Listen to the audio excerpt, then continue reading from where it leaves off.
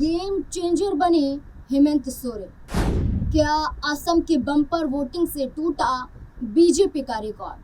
क्या अकेले ही हेमंत शर्मा पर भारी पड़े हेमंत? क्या बदलने वाला है असम में मुख्यमंत्री? असम की मिट्टी, असम के लोग और झारखंड मुक्ति मोर्चा का संकल्प, हक, अधिकार और सम्मान। झारखंड मुक्ति मोर्चा ही है समाधान। ऐसा नारा असम की धरती से हेमंत सोरेन, उनकी पत्नी कल्पना सोरेन और उनके पार्टी द्वारा लगाया गया था। क्या असम में ये बात सच हो गई कि आदिवासियों, मुसलमानों के लिए समाधान झारखंड मुक्ति मोर्चा ही निकली? ऐसा क्यों? दरअसल असम, केरल और केंद्र शासित प्रदेश पुडुचेरी में विधानसभा चुनाव हुआ और 9 अप्रैल को मतदान के दौरान मतदाताओं ने जोरदार उत्साह दिखाया। पुडुचेरी, केरल में वोट प्रतिशत के लिहाज से प्रभाव नजर आए। जैसे केरल में 78 तो वहीं पुडुचेरी में करीब 90% मतदाताओं ने वोट डाले। हालांकि ज्यादा असर असम में देखने को मिला। असम में तो पिछले कई सालों की रिकॉर्ड ही टूट गए। जैसे इस बार असम में 85.43% मतदाताओं ने वोट डाले। छुटपुट घटनाओं और शिकायतों को छोड़कर मतदान शांतिपूर्वक हुआ। क्या इसकी सबसे बड़ी वजह झारखंड मुक्ति मोर्चा की पहली बार असम चुनाव में लड़ना बताया जा रहा है? चलिए अपनी इस रिपोर्ट में जानते हैं। नमस्कार, मैं हूं नाज़मीन खान और आप देख रहे हैं SPN 9 news. Assam high turnout के सियासी संकेत। असम उन राज्यों में है जहां उच्च मतदान अक्सर सियासी संकेत देता है। पिछले चुनावों का पैटर्न देखें तो जब भी मतदान 80% के आसपास या उससे ऊपर जाता है तब मुकाबला या तो बेहद कड़ा होता है या मतदान सीधे तौर पर नजर आते हैं या मतदाता स्पष्ट संदेश देना चाहते हैं कि हमें बदलाव चाहिए। ये रूटीन वोटिंग नहीं बल्कि मूड ड्रिवन वोटिंग जैसी दिख रही है। इस बार 5 बजे तक ही 85% मतदान हो चुका था। हालांकि मतदान खत्म होने के बाद यह आंकड़ा 85.43% पहुंच गया था। इससे पहले 2016 में 84.72% मतदान हुआ था। तब 2011 के मुकाबले करीब 8% मतदान अधिक हुआ था। इस बार 2021 के मुकाबले मतदान बढ़ा है। 2021 में प्रदेश में 84.42% वोटिंग हुई थी। 8% वोटिंग बढ़ने पर बदल जाती है सत्ता।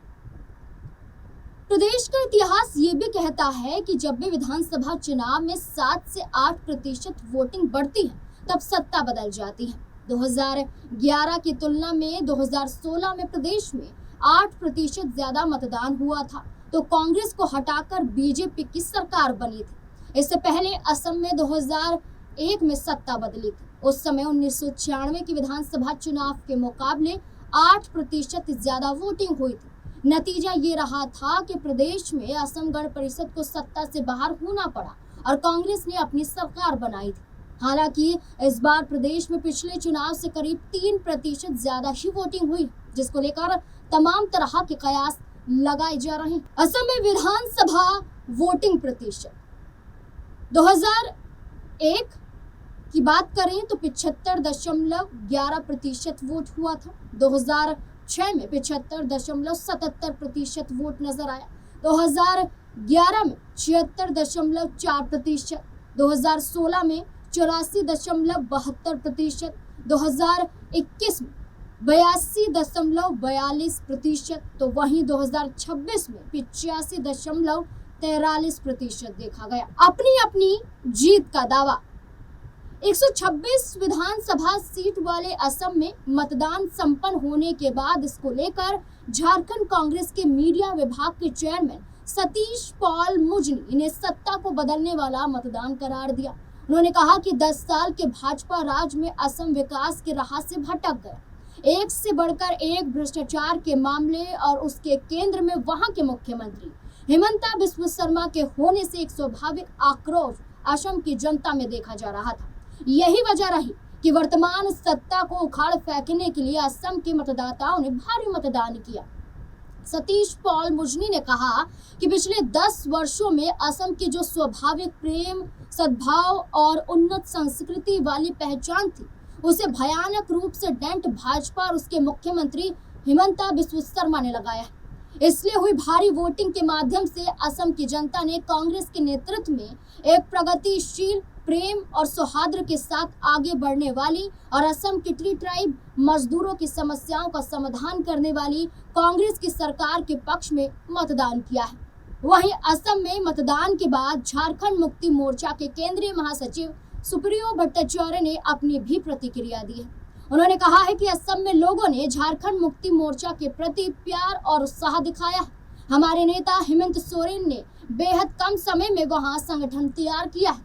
उससे साफ है कि हम सकारात्मक तरीके से असम में आगे बढ़ रहे हैं। सुप्रियो भट्टाचार्य ने कहा कि असम में 18-19 सीटों पर चुनाव लड़ रहे झारखंड मुक्ति मोर्चा के उम्मीदवारों में से 7 से 8 सीटों पर हम निर्णायक लड़ाई में हैं। सभी सजग। झारखंड मुक्ति मोर्चा का मुकाबला भाजपा के उम्मीदवारों से। मतदान खत्म होने तक असम में करीब 85.43 मतदान होना अच्छा माना जा रहा है। उन्होंने कहा है कि साल 2021 के कुल मतदान प्रतिशत से ज्यादा है और ये सत्ता परिवर्तन के लिए एक किए गए मतदान को दर्शाता है। झारखंड मुक्ति मोर्चा के वादों का असर। जहां भाजपा और कांग्रेस ने मिलकर अपने अपने घोषणा पत्र के माध्यम से जनता को लुभाने की कोशिश की, तो वहीं आदिवासियों की जमीनी समस्याओं को मुद्दा बनाकर सामने आना हेमंत सोरेन के लिए असम में कारगर साबित हुआ। भाजपा ने अपना 31 सूत्री संकल्प पत्र जारी किया था और कांग्रेस नेता राहुल गांधी, राज्य पार्टी अध्यक्ष गौरव गोगोई और अन्य वरिष्ठ नेताओं ने राइजोर इश्तेहार यानी असम में लोगों का घोषणा पत्र जारी किया था, जिसमें भारतीय जनता पार्टी के घोषणा पत्र में मूल निवासियों की जमीन, विरासत और सम्मान की सुरक्षा करने तथा बुनियादी ढांचे के लिए 5 लाख करोड़ रुपए के निवेश का वादा किया गया। भाजपा के संकल्प पत्र में 31 वादे किए गए, जिसमें बांग्लादेशी मियां द्वारा अतिक्रमण की गई जमीन वापस लेना, समान नागरिकता संहिता यानी कि यूसीसी लागू करना और युवाओं के लिए रोजगार के अवसर पैदा करना शामिल था। दूसरी ओर कांग्रेस ने अपने मैनिफेस्टो का नाम राइजोर इश्तेहार रखा, जिसमें 11 बड़े मुद्दों पर काम करने की बात कही गई, जैसे हेल्थ, एम्प्लॉयमेंट, एग्रीकल्चर, सड़क पुल, गांव शहर का डेवलपमेंट और फ्लोट जैसी समस्या। सबसे बड़ा वादा ये कि अगर कांग्रेस की सरकार बनी तो मोरान, मोटोक, चुड़िया, ताई, अहोम, कोच, राजवंशी और चाय बागान में काम करने वाले लोगों को एसटी यानी कि आदिवासी का दर्जा दिया जाएगा। जहां दोनों ने अपना अपना घोषणा पत्र जारी किया, तो वहीं झारखंड मुक्ति मोर्चा ने कोई पत्र नहीं निकाला, बल्कि हेमंत सोरेन और कल्पना सीधे आदिवासियों तक पहुंचे और सभाओं पर रोक लगने के बावजूद भी फोन के माध्यम से जनसभाओं को संबोधित किया। यहाँ तक कि असम विधानसभा चुनाव 2026 में झारखंड मुक्ति मोर्चा आदिवासी पहचान बना, जहां आदिवासी की पहचान, चाय बागान, श्रमिकों के मुद्दे और क्षेत्रीय सामाजिक न्याय पर केंद्रित उनकी राजनीति नजर आई। हेमंत सोरेन के नेतृत्व में झारखंड मुक्ति मोर्चा असम के चाय बागान क्षेत्रों में आदिवासी भाई बहनों के सामाजिक आर्थिक सशक्तिकरण और क्षेत्रीय पहचान की बहाली का वादा करते देखेगा। झारखंड मुक्ति मोर्चा का मुख्य फोकस क्षेत्रीय और आदिवासी पहचान। झारखंड मुक्ति मोर्चा ने असम के आदिवासियों और अन्य पिछड़े समूह के मुद्दों को जोर शोर से उठाने का वादा किया। चाय बागान श्रमिक, चाय बागान में रहने वाली पीढ़ियों के लिए विशेष ध्यान केंद्रित किया और ध्यान केंद्रित करते हुए उनके अधिकारों और बेहतरी के लिए वादे की। महिला सशक्तिकरण,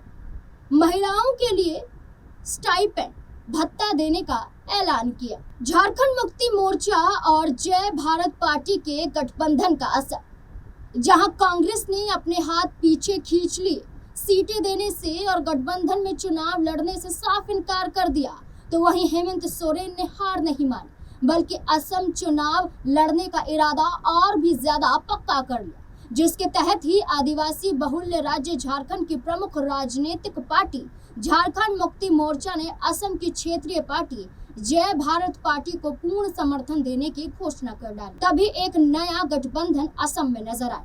इस गठबंधन का मुख्य उद्देश्य असम के आदिवासियों और चाय जनजाति समुदायों की लंबे समय से चली आ रही समस्याओं का समाधान करना था। करीब 2 साल पहले असम के विभिन्न आदिवासी संगठनों, समूह और समुदाय के सहयोग से गठित जय भारत पार्टी को झारखंड मुक्ति मोर्चा का मजबूत साथ मिला, जो एक निर्णायक और सटीक फैसला माना जा रहा है। गौरतलब है कि कई कारण दिखे जिसके चलते ही हेमंत सोरेन बिना कांग्रेस के भारी पड़ते हुए भारतीय जनता पार्टी पर नजर आए। अब देखना होगा कि क्या वाकई सरकार बदल पाती है असम में, और क्या झारखंड मुक्ति मोर्चा कुछ सीटें जीत भी पाती है या फिर नहीं। इस पूरे मुद्दे को लेकर आपको क्या लगता है? क्या निर्णायक भूमिका में असम के अंदर झारखंड मुक्ति मोर्चा नजर आई है या फिर नहीं? अपनी राय कमेंट सेक्शन में जरूर दें। देखते रहें SP9 न्यूज़। धन्यवाद।